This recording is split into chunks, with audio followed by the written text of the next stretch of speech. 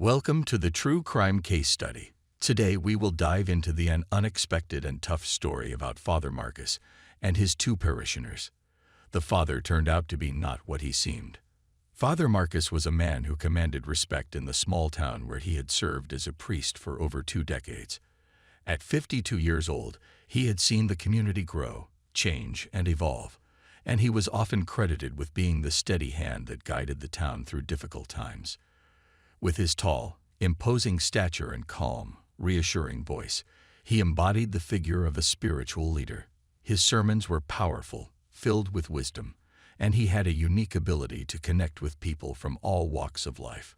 To many, Father Marcus was more than just a priest. He was a beacon of hope and a symbol of unwavering moral strength. Yet, beneath the surface of his public persona, Father Marcus harbored secrets. The man who preached kindness and understanding to his parishioners was far less gentle at home.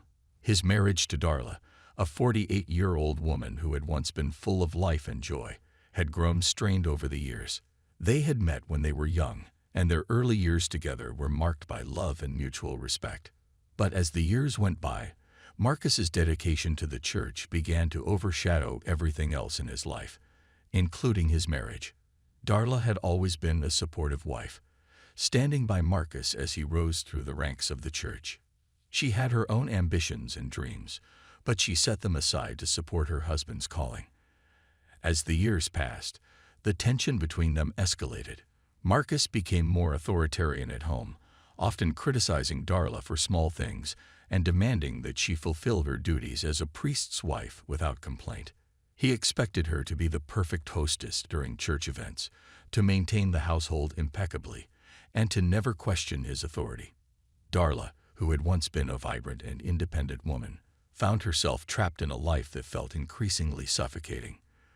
There were times when Darla thought about leaving, but the fear of being alone and the social stigma of abandoning her husband, a respected priest, kept her from taking that step. The small town was deeply conservative, and a woman leaving her husband, especially a man like Father Marcus, would have been scandalous. So she stayed, enduring the coldness, the loneliness, and the quiet despair that had become her daily existence. The stage was set for a tragedy that would soon unfold, one that would reveal the darkness lurking behind the respectable facade of Father Marcus. Now we meet with key character of this story. Linda Matthews, a 35-year-old woman, had once known happiness. She had been married to the love of her life, a soldier named Daniel, who had been everything to her: husband, best friend, and protector. Their love story had been one for the ages, filled with moments of pure joy and deep connection. But war had a way of tearing apart even the most beautiful things, and when Daniel died on the mission, Linda's world shattered. Linda's younger sister, Carol, had always looked up to her. At 29, Carol was full of life, with a spirit as bright as Linda's had once been. But seeing her sister in such despair broke Carol's heart. She had always been the one who leaned on Linda for support, but now the roles were reversed. Carol knew she had to be strong for Linda, to help her find a way out of the darkness that had enveloped her life. The church, a place Carol had always found comfort in, seemed like the last hope. Carol had never been particularly religious, but the church had always been a sanctuary, a place where she could find peace and reflect. She believed that perhaps, through prayer and spiritual guidance, Linda might find some solace too. So she began gently urging Linda to attend services with her. At first, Linda resisted. The idea of finding comfort in anything seemed impossible, but Carol was persistent, and slowly Linda began to agree. It started with Sunday services, where Linda would sit quietly in the back, listening to the hymns and sermons, but not really engaging. The pain was still too raw, the wound too fresh. But over time, something began to shift. The church, with its quiet sanctity and the steady, calming presence of Father Marcus, started to have an effect. Carol noticed the change in Linda, subtle at first, but unmistakable. The church was becoming a place where Linda could let go of her grief, if only for a little while. Father Marcus's sermons, filled with messages of hope, redemption, and the eternal nature of love, seemed to resonate with her. He often spoke of the trials and tribulations of life and how faith could help one navigate through even the darkest of times. Linda began to see in him a guide, someone who could help her make sense of her loss. Carol, too, found herself drawn deeper into the church. Though her initial goal was to support Linda, she began to find comfort in the services as well. The sisters started attending more regularly, finding a routine in the ritual of prayer and worship. The church became a shared space of healing for them, a place where they could be together, yet alone with their thoughts. Father Marcus took notice of Linda, as he did with all his parishioners. He was known for his ability to connect with people, to sense when someone was in need of guidance. He began to approach Linda after services, offering words of comfort, asking about her well-being. He seemed genuinely concerned, his presence calming and reassuring. For Linda, who had felt so alone in her grief, these interactions were a lifeline. Carol, ever the protective sister, was grateful that someone as respected and wise as Father Marcus was taking an interest in Linda's recovery. She saw it as a sign that they were on the right path, that perhaps God was working through Father Marcus to help her sister heal. The bond between the sisters grew stronger as they navigated this journey together, united in their quest for peace and understanding. However, beneath the surface, something was beginning to shift. As Linda became more involved in the church, her interactions with Father Marcus grew more personal. What started as brief conversations after service turned into longer, more intimate discussions in private. Linda, desperate for guidance, began to confide in him more and more, revealing the deepest parts of her grief, her fears, and her loneliness. Carol noticed the change, but she attributed it to Linda finding solace in her faith. She was happy to see her sister slowly returning to life, the shadows of grief starting to lift. But she couldn't shake a growing sense of unease. Something about the way Father Marcus interacted with Linda seemed different, though she couldn't quite put her finger on it. The church, which had become a place of healing for the sisters, was also becoming the backdrop for something far more complicated and dangerous. Linda's journey into the depths of her soul brought her ever closer to Father Marcus, the man who stood at the pulpit every Sunday, delivering sermons that resonated with the pain and hope of his parishioners, had become much more than a priest to her.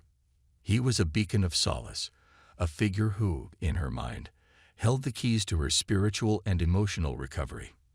In the quiet aftermath of Sunday services, while the congregation filed out of the church, Linda would often linger behind. At first, she hesitated to approach Father Marcus directly, unsure if her need for guidance would be seen as a burden. But his eyes, filled with a calm understanding, seemed to invite her to open up. Slowly, she began to confide in him, sharing pieces of her grief, each conversation revealing more of the heavy burden she carried. Father Marcus, ever attentive, listened intently to Linda's confessions. The first time she opened up to him, it was about Daniel, her late husband. Her voice trembled as she recounted the story of their love, their life together, and the deep, all-consuming loss she felt after his death. Marcus's expression was one of deep empathy, his eyes never leaving hers as she poured out her heart. He offered her words of comfort, speaking about the power of faith in overcoming life's greatest trials. His words were like balm to her wounded soul, soothing her in ways she hadn't thought possible.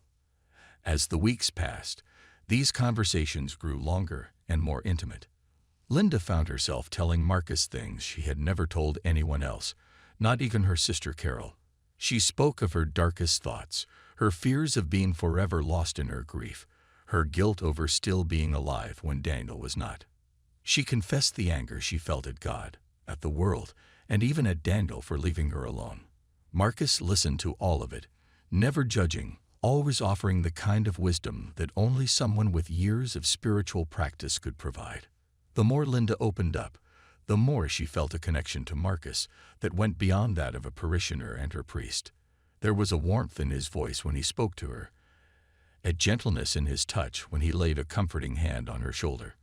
Father Marcus, for his part, seemed to take a particular interest in Linda's well-being. It wasn't unusual for him to be involved in the lives of his parishioners, but with Linda, it was different. He found himself drawn to her vulnerability, her openness, and the quiet strength she showed in the face of such overwhelming sorrow. One afternoon, after a particularly emotional confession, Marcus suggested that Linda begin attending private sessions with him. He explained that these sessions would allow them to delve deeper into her spiritual journey, away from the distractions of the regular church services.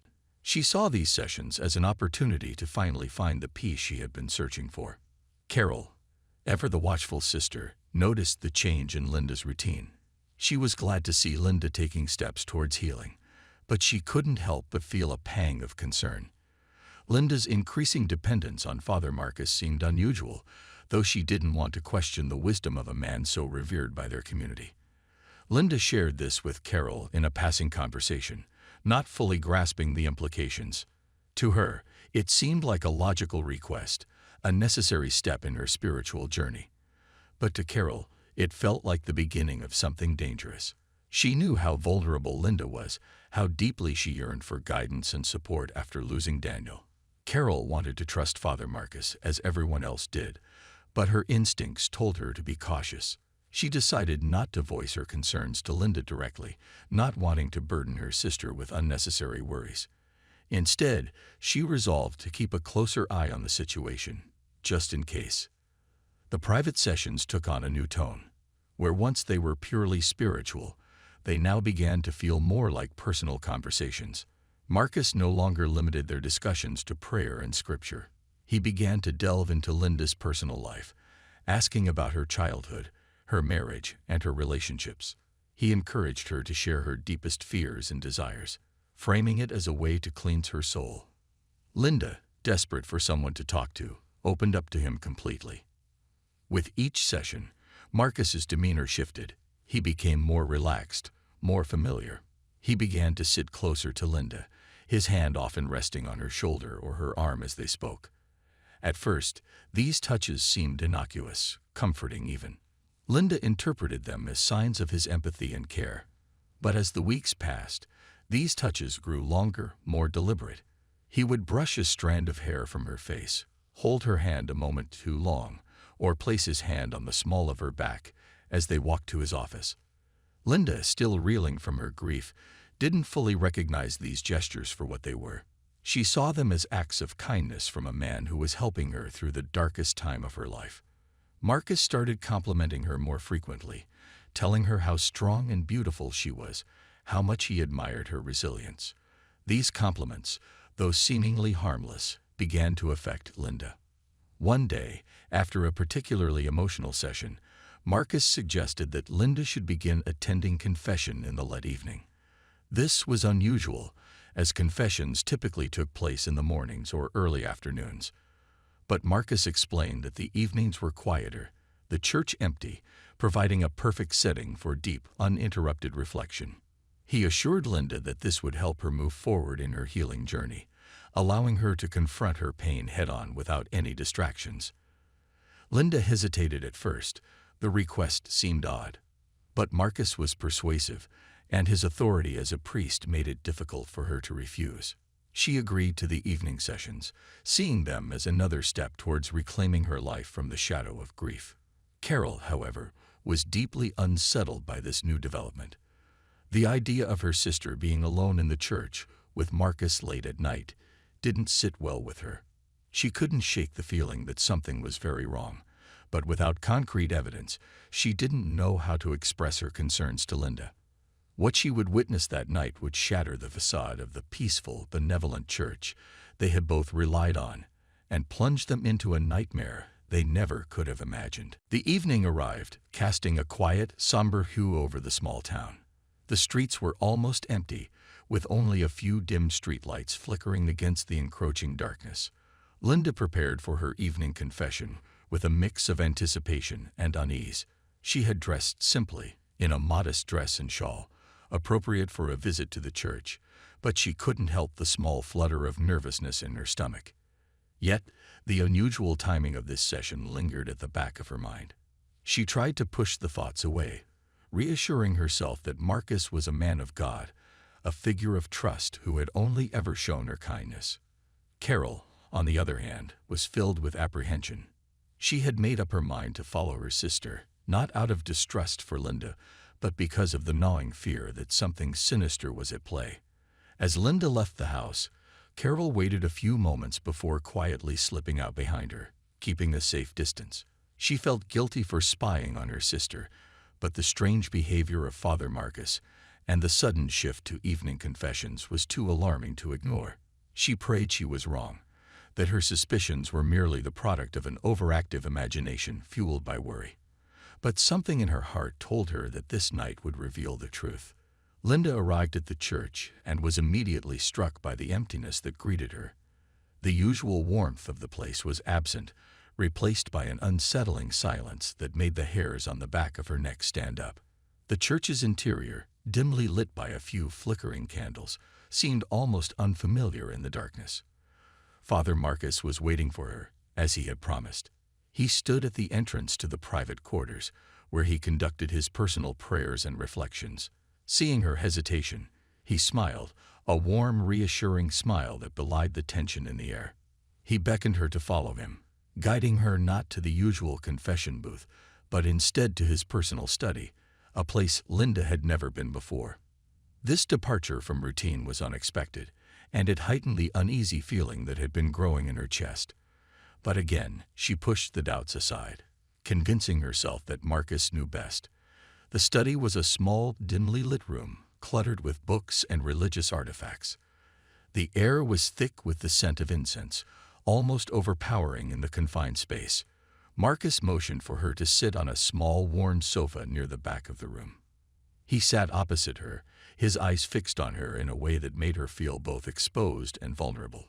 He began speaking softly, his voice low and soothing, telling her how proud he was of her progress, how much strength she had shown in her journey. He praised her resilience, her faith, and her beauty, slipping in words of admiration that seemed out of place for a man of his position. As he spoke, Marcus moved closer to Linda, his demeanor shifting from that of a spiritual guide to something far more personal. He reached out to touch her hand, his fingers lingering longer than necessary. Linda tensed, feeling a cold rush of fear and confusion wash over her. This was not the Father Marcus she knew. This was someone else entirely. His eyes, once filled with compassion and understanding, now seemed to hold something darker, something that made Linda's heart race with panic. He began to speak of the burdens she carried, of the loneliness she must feel without her husband, and how hard it must be for her to go through life alone. His words, once comforting, now felt invasive, as if he was prying into the deepest corners of her soul, not to heal but to exploit. He leaned in closer, his hand moving to her shoulder, then to her neck, his touch no longer comforting but possessive. Linda tried to pull away, but he tightened his grip, his tone shifting from soothing to insistent. "You don't have to be alone," he whispered, his breath warm against her ear. "I'm here for you, Linda. Let me help you, in ways no one else can." Panic surged through Linda as she realized the situation she was in. She tried to stand, to leave, but Marcus blocked her path, his large frame intimidating and unyielding. He was no longer the kind, gentle priest she had confided in, but a man consumed by dark desires, his true nature revealed in the privacy of this room.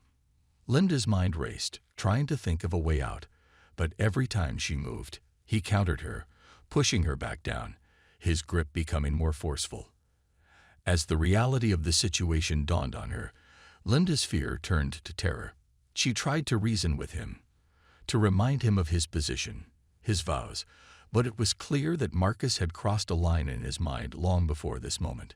He was no longer listening to her.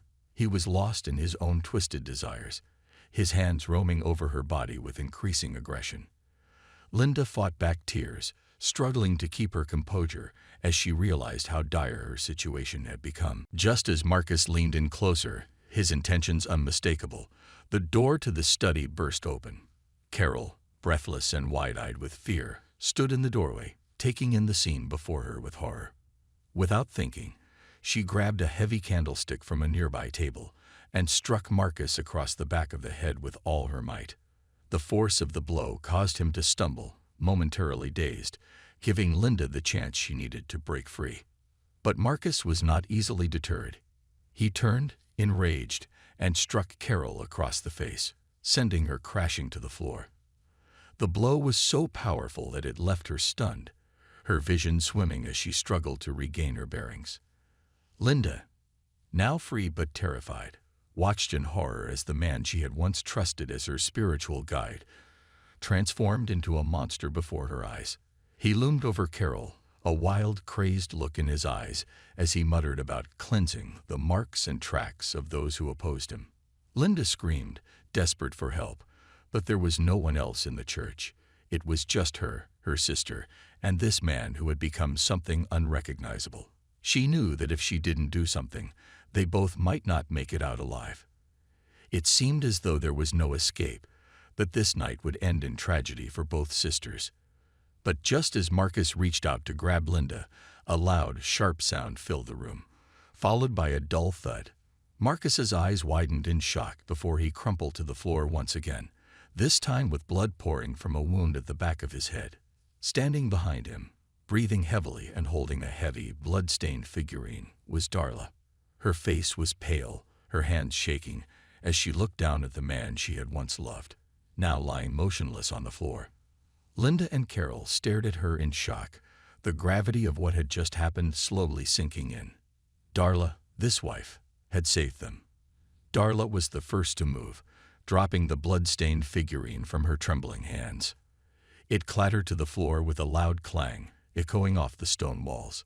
She stared down at Marcus's lifeless form, her expression one of shock mixed with a strange, hollow relief. The man who had tormented her for years was finally gone, but the means by which it happened left her reeling. She knew she had saved the two sisters, but the weight of taking a life, even that of a monster, was something she had never imagined she would bear. Darla had always been a quiet observer in her own home, a woman who knew more than she ever let on. Over the years, she had learned to read between the lines of Marcus's words, to decipher the hidden meanings behind his carefully crafted persona. At home, Marcus often peed himself and beat Darla. Marcus's authority in society was impeccable, and after every threat from Darla that she would divorce him, he put pressure on him to destroy her. He will do this so that everyone will think she is cheating on him, stealing, and no one will accept her anymore. To the outside world, Marcus was a revered priest, a man of God who guided his flock with wisdom and compassion. But Darla knew the truth that lay beneath the surface. She had lived with it for years, enduring the dark side of a man who was anything but holy. It was not uncommon for Marcus to speak of his parishioners in passing, his tone always laced with a subtle undercurrent of something darker. He would often mention the women who came to him for guidance, commenting on their beauty or their vulnerability in ways that made Darla's skin crawl. She had heard him talk about many women over the years, but there was something different when he spoke of the two sisters, Linda and Carol. "They're good girls," Marcus had said one evening, his voice dripping with false sincerity as he poured himself a glass of whiskey. "Beautiful, too. They come to me often, seeking comfort, seeking answers. Linda, especially. She's been through so much, losing her husband in the war. She's vulnerable, easy to guide." Then she realized that it couldn't be left like this. "And that evening I decided to follow my husband in order to catch him in the act and finally divorce the tyrant." As the investigation unfolded, the police began to uncover the dark and twisted reality that had been lurking beneath the surface of Father Marcus's seemingly pious life. The image of a revered priest, respected and loved by his parishioners, quickly began to crumble as testimonies and evidence revealed the true nature of the man behind the clerical collar. During the interviews, Darla's story emerged as a chilling account of life with a domestic tyrant. She spoke in a quiet, subdued voice, as though each word carried the weight of years of suffering. Father Marcus had not been the loving, gentle husband that the community believed him to be. Behind closed doors, he was a man consumed by control and power, traits that he masked with his public persona of kindness and wisdom. As more details of Marcus's behavior came to light, the picture of a man who had been living a double life became unmistakably clear. Interviews with other parishioners revealed that while Marcus had always presented himself as a kind and understanding priest, there were moments when his temper and controlling nature slipped through the cracks. Some remembered instances where he seemed unusually harsh or domineering, though they had dismissed it as the stress of his responsibilities. Now, in light of the investigation, those moments took on a much darker significance. The court proceedings were swift but thorough. The evidence against Marcus was overwhelming. Testimonies from Darla, along with the statements from Linda and Carol, painted a picture of a man who had used his authority and position to manipulate, abuse, and terrorize those closest to him. It was clear that Darla's actions on that fateful night were born out of years of suffering and a desperate need to protect herself and the two sisters from further harm. During the interviews, Darla's story emerged as a chilling account of life with a domestic tyrant. She spoke in a quiet, subdued voice, as though each word carried the weight of years of suffering. Father Marcus had not been the loving, gentle husband that the community believed him to be.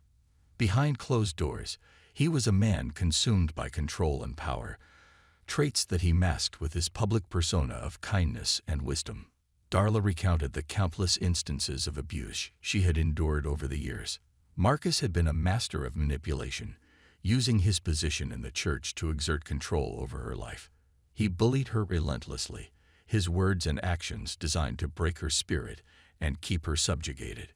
He would often berate her for the smallest of perceived infractions, his temper flaring without warning. And when words were not enough, Marcus would resort to physical violence, striking her when he felt his authority was threatened. But the abuse did not end there. Marcus was a man who thrived on fear, and he used it to keep Darla in line. He would frequently threaten her, making it clear that if she ever dared to speak out or tell anyone about what he did to her, he would ruin her life. With his influence in the church and the respect he commanded in the community, Marcus was confident that he could destroy Darla's reputation, leaving her isolated and powerless. It was this constant threat, coupled with the fear of physical harm, that kept Darla silent for so many years. The court ultimately ruled that the actions of Darla, Linda, and Carol were in self-defense. They had been pushed to the brink by a man who had wielded his power with cruel precision, and on that night, they had acted in a way that any reasonable person would, given the circumstances. The judge acknowledged the years of abuse Darla had endured and recognized that her actions, though tragic, were a result of the trauma and fear instilled in her by her late husband. However, the court also noted that the act of taking a life, even in self-defense, carried a heavy burden. As such, Darla was sentenced to 3 months of probation. During this time, she was required to undergo therapy to address the years of abuse she had suffered and to help her heal from the trauma that had defined much of her life. She was also obligated to regularly report on her mental and emotional condition, ensuring that she received the support and care she needed. So, now the sisters are doing well. Carol, who suffered a broken jaw and a concussion, is doing well. Linda, who received double pain, is undergoing drug psychotherapy and is trying to come to her senses. And Darla's wife was finally freed from the oppression of the tyrant and hypocrite. She regrets that it happened this way. She never wanted to take the life of anyone, even her tyrant husband. However, that night she saved 2 young and pure souls, and saved herself. Now they are good friends and looking forward.